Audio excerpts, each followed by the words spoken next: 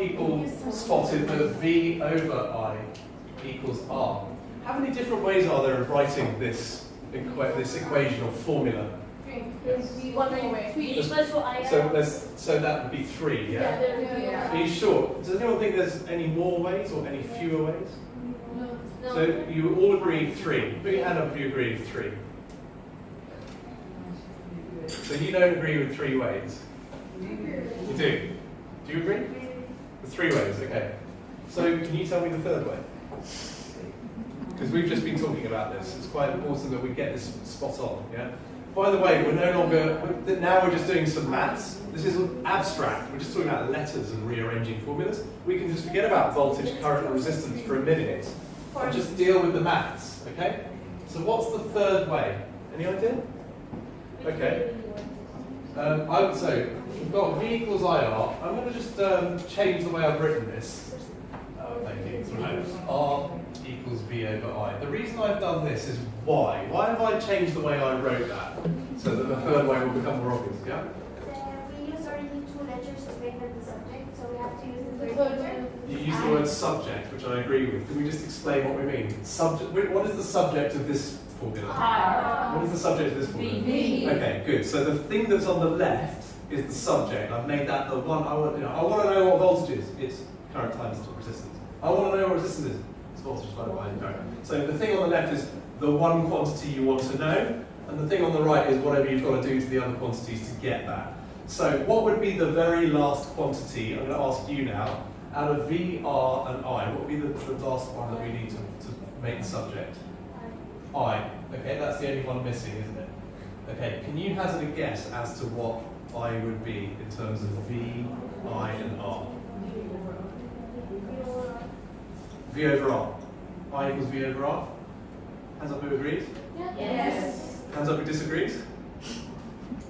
Hands up who's not sure?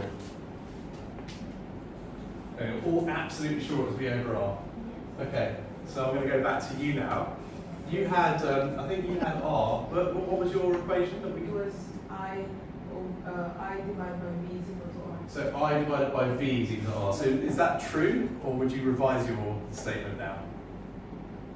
Which one of these, which was the isolated quantity, I, V, or R? Which one's the subject of your formula? R. And what, okay, so which one of these 3 would I use? Middle one. And what did you say it was? I converted, instead of the V, I. Okay, good. So you had I over V, but now you know that it's V over I, okay? It's very, very important to get your maths right with this, because otherwise you're going to get really disproportionate answers, okay? Thank you. So I hope that makes it clear. There's a really nice way of remembering this for those of you who find the rearranging formulas difficult, and you wrote it down. So I think you wrote it down, didn't you? One of you wrote it down. Yeah, it was a triangle, and you've probably seen this before. Yeah. So if you're in any doubt, just have one of these. Just do this. So what goes in the top one? V. Okay. I. Okay, it doesn't matter which one. Does it? Okay.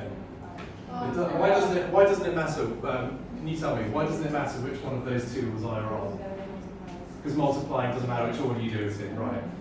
And now, so if I do this, what am I making the subject of the formula? R. No, R. Yeah, R. Okay. Hands up who thinks that I is the subject of the formula. Hands up who thinks that R is the subject of the formula. Good, you're all right. So you cover up the one you want to be the subject, and then you've got V over I, because over means it's divided by. Yeah? So if I wanted to find out V, which one would I cover up? I times R should be I. Okay, so what would I cover with my hat? You're right, but what do I cover? I cover up V, and that gives me I times I, yeah, because they're next to each other, so it's IR. Okay, so that's a useful way of doing it. Gives you all 3 in one nice visual. Thank you very much. Let's carry on.